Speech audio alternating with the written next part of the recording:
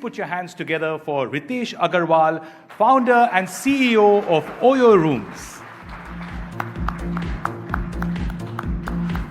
Thank you so much for being here.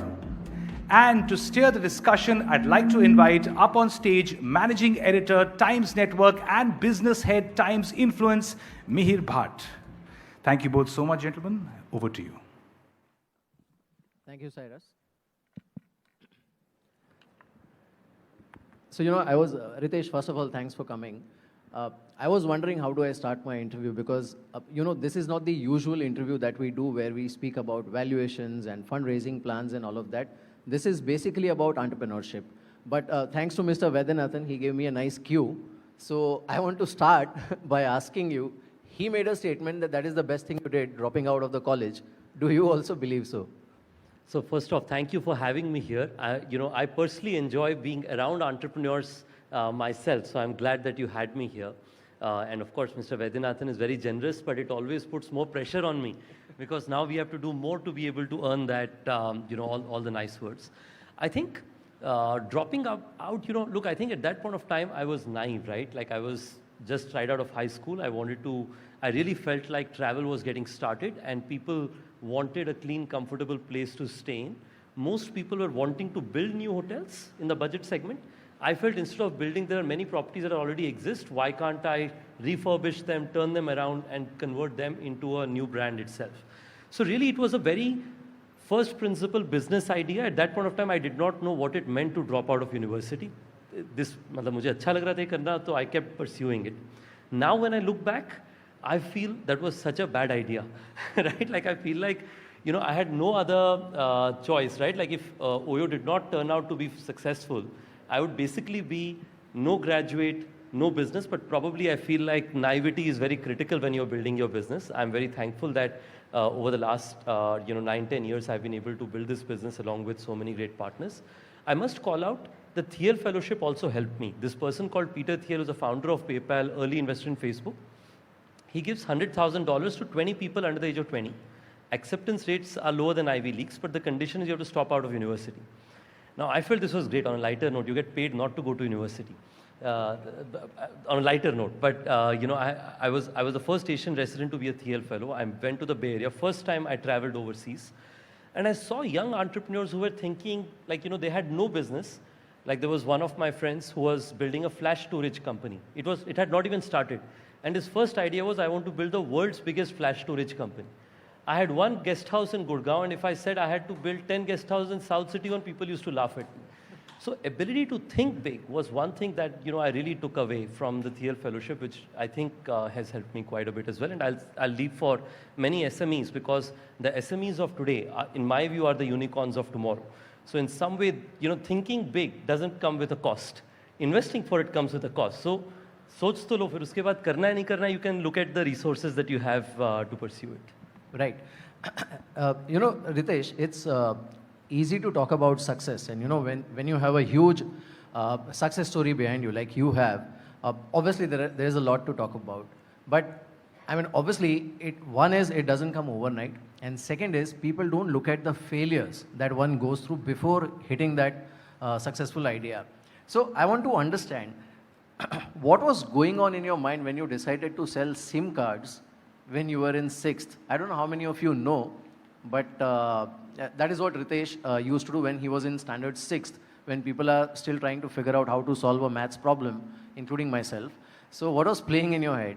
No, so I think first off, like you mentioned, when you have done reasonably well, I wouldn't say successful. I think when you've done reasonably well, people would make something which is reasonably normal into something special. I think a lot of young kids try and do odd jobs, right? So during my summer school, telecom was growing.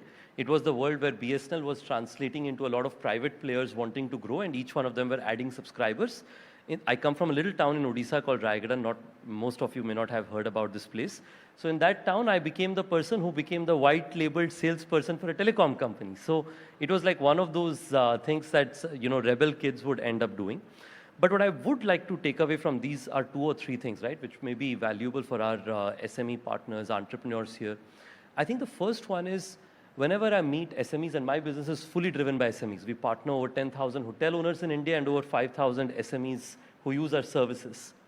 I see almost every one of them have a daughter or a son who in the future is going to take care of their business, or they aspire for the children to take care of their business.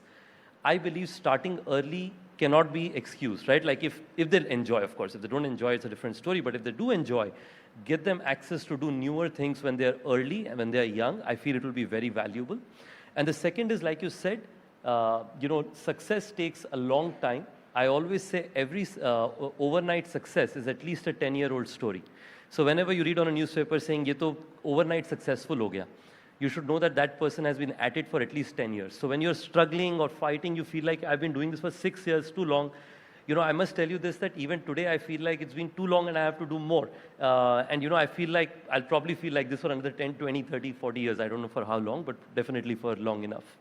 Absolutely.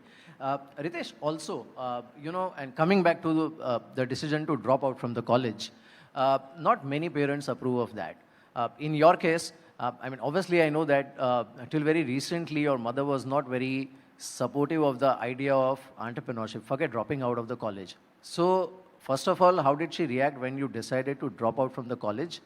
And why she was so averse to you turning into an entrepreneur? I think this dropout thing, we should conclude with this one. But I'll just say two things, right? First is education ka koi compromise nahi. I think education is critical. I believe in it wholeheartedly. But when I signed for the Thiel Fellowship, the first line was, we never let university interfere with education, right? So education can be anywhere. I was getting education by being on the field. Somebody will get education by being in their own respective segment or field of interest. But really what matters is, are you pursuing education or not? So I think that, and university is a great way to access it, but there are many other ways of accessing education. Coming to my parents, I have just two thoughts to share. First is, when young entrepreneurs are starting their business, they say, how will I convince my parents, my wife, my cousins, and so on? So I always say, before you convince your customers, you should convince your own family. If you can't convince, your family has to be your first investor. So I did my best. I could convince my father, mom partly. We come from a small town where essentially the perspective is that if you have to leave this little town and do anything better in life and get to a reasonable middle income lifestyle, the only way to do it is getting a college degree. That's what my parents had known. So that's probably one of the reasons why, my mom thought that I should get a degree. In 2016, Honorable Prime Minister, when he was launching Startup India, he said, by looking at Ritesh, I feel like, why did a tea seller not think about hotels as an idea? I think, from that time on, she's never challenged this perspective of dropping out. So I keep telling her that she had a very high threshold of getting convinced that entrepreneurship was a good decision. But, that's the country we live in a country where even at the highest leadership, people are wanting to pursue young people to become entrepreneurs. As Mr. Vaidyanathan was saying, that India needs new engines of growth, and everyone in the country believes that now. Right. In fact, you have also, in one of your chats, you have mentioned about how ignorance is a bliss for entrepreneurs. Can you just elaborate on that? Look, and this is something that I believe that a lot of our startup friends here will relate with. I come from a little town in Odisha. Most people wouldn't have heard about the name, but still very largely populated, 60, 70,000 people. And from there, from day one, I had an ambition that kuch bada karna. Ab kya karna hai, kaise karna hai, I had no idea because I didn't have exposure as much as possible. I think that is the reality of almost every entrepreneur that you see in this room today. Every one of them are not saying anymore that I want to be a market leader in, a tier 2 town or a tier 3 town. They are coming for the market share in Mumbai, but not stopping there. They want to be the most dominant players globally in the years to come. And that's the power of one ambition of the new India. And that's the power of also JAM that we were earlier discussing in terms of infrastructure. So I believe that, when you look at that context, suddenly it all tends to make sense that, due to the access of information, technology, ambitions are much larger. And, some people end up seeing results of it over a period of time. Right. Ritesh, out of your own experience, if you have to list out 2-3 important factors which a budding entrepreneur should keep in mind, because we discussed, before coming here, we were discussing about team building, where they spend their time, and all of that. If you can just share that with our audience. So first off, I have enough to learn myself, so I think please take it with a grain of salt hence. I think the first and foremost is which sector you pursue. You know, during COVID, everyone I met wanted to be in gaming or one of the sectors which was getting benefited by COVID. And I kept saying that you should pursue one of the sectors which is not being benefited by COVID because there will be no competition there. You can pursue entirely new business ideas, entirely new industries. And you know, I'm from travel, so I was biased. I kept saying travel ke baare mein socho because nobody is thinking about it. And when the world opens, you would have figured out your concept and your business and so on. Today, travel is growing in a manner that is unprecedented. It's impossible to, I saw a lot of hotel entrepreneurs and travel entrepreneurs here. Hotels and airlines, impossible to get, and even if you get them, the prices are, you know, fairly high. Of course, like Mr. Vaidyanathan, I will share that, you know, OYOs continue to be affordable. We try to keep them as affordable as I can. But I think that said, you know, being in a sector which is not the flavor of the month, but rather the sector where you can take a 2-year, 4-year, 5-year view is one thing that I would highly recommend. Second thing I would recommend is building the right team is necessary. I would actually say essential. And for that, you need more and more people who can be partner-like with you. The first person who joined my company was a graduate from IIT BHU. He joined me when I had no money to be able to pay his salary purely on ESOP. I didn't know what ESOP was. He told me that मेरे को ESOP में आपके साथ join करना है, and I think it's done very well for him and myself over the years. So bringing people who truly believe in you as a partner, not just as a, you know, employer in the early days, in my view, is valuable. And the third and probably one of the most crucial things is perseverance. There will be many times you will feel like I should, you know, give it up. You know, in every field, but definitely in business. And in those periods, I believe that you should know that if you keep digging, there is always light at the end of the tunnel. At least I have learned. During COVID, our revenues fell by 70% overnight. Company was growing 300% year on year. Overnight, 70% shrinkage, not growth reduction. Shrinkage ho gaya. There was a drop in business. But you know, I think we did everything that was required to do in crisis, and now we are coming out by generating, you know, positive EBITDA of substantial scale, 7 crore in Q1, 55 crore in Q2, and growing. So I think it's a little bit of life will throw many problems at you. You have to basically, you know, every day chin up, come back to work and say that I will be at it until I see the results, and I'm sure you'll be successful at the end of it. Ritesh, two myths about startups, basically. You know, one is, it is almost believed that startup is equivalent to doing something in tech. It has to be tech-enabled. That is one. App hona chahiye. Yeah. And the second is, you don't really have to be profitable, but the valuation has to be, you know, skyrocketing. What is your take on both these myths? Yeah, look, I think in both of these, we've seen an evolution. So first off, I fully agree that both of these are myths and deserve to be busted. I'll start with the first one. Many people think that OYO started with an app because our app is very popular, over 100 million users. But we actually did not start with an app. We started with taking 2 hotels, branding them as OYO, and going to nearby corporates and convincing them to come and stay at our hotels. And over time, once we saw enough consumer demand, we translated to digitize because that was the order of the day. So my recommendation for anyone building a business is, आपको ये नहीं सोचना कि आपको app से शुरू करना है. You have to start by convincing a customer to use your service. Now, if the customer says that they want to come by app, then so be. But at the end of the day, we have to go wherever the customers are. But you have to use technology, is something I highly encourage. And basic things. If you're selling something which your consumers want to come and buy at your store, still put the best pictures online, focus on online reviews, be available on important platforms, do the basics right, that will be very valuable. Second thing that I recommend, which is on the loss/valuation. Look, every company, and no matter what people say, has to make money. Our company was in losses for 9 years, right? So it took a long gestation period.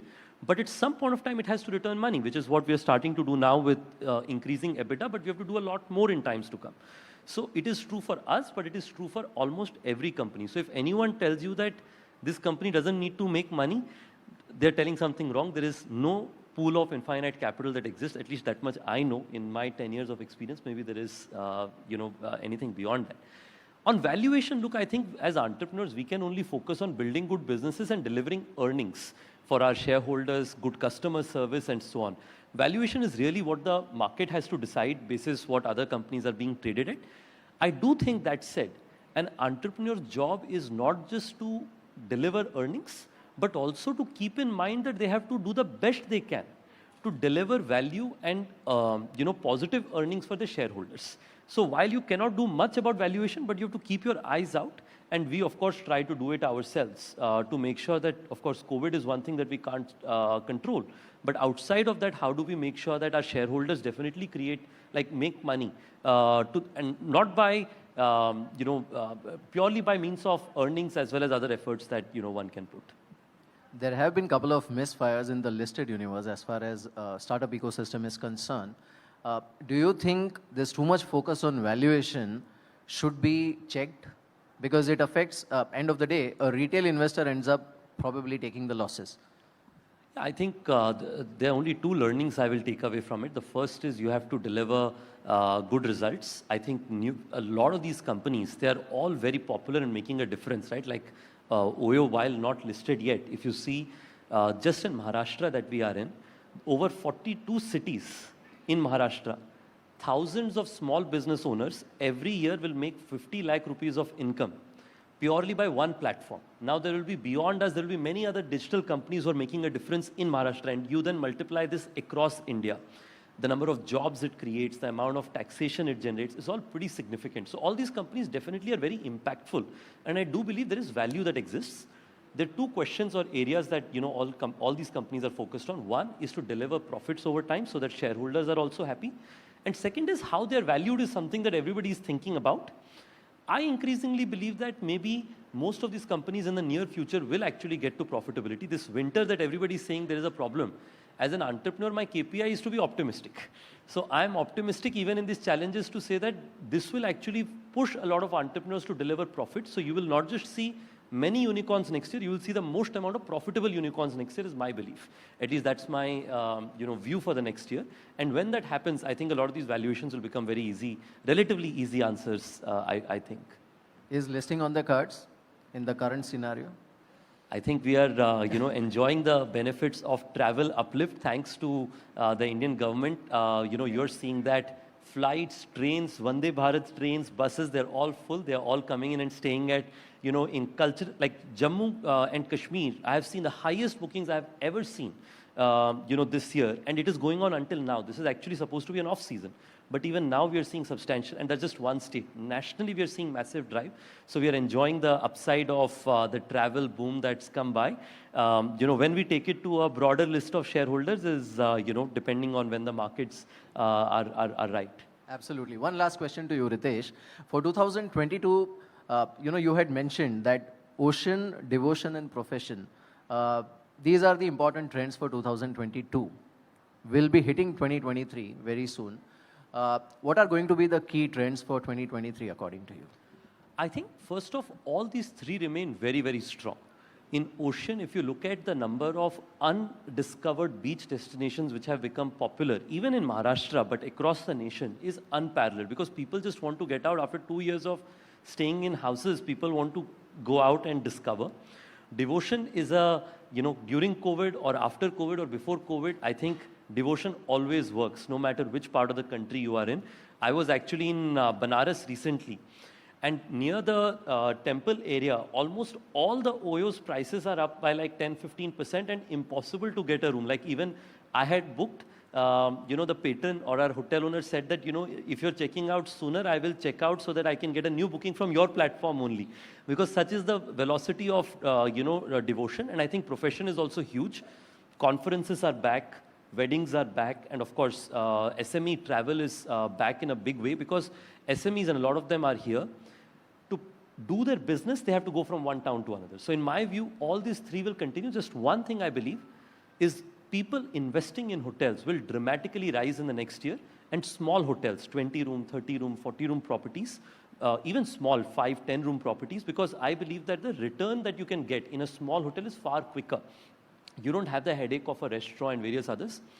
Just in the last 3 years in India, we have 60 plus hotel owners who have 10 plus hotels each. They all started with one hotel, right? They've all grown from 1 to 10 and more. So I think you will see more and more people entering into this business as business operators as well, because it's a natural philosophy, right? If customers are coming, then business people will say that, well, there's so many customers, why should I not start a business in the same ecosystem? So I feel doubling down in all three of these, along with, I believe that we will probably reach 1.5 billion plus domestic travel visitors next year. So I think Indian customers are the big breadwinners for hotels, not the international travelers anymore.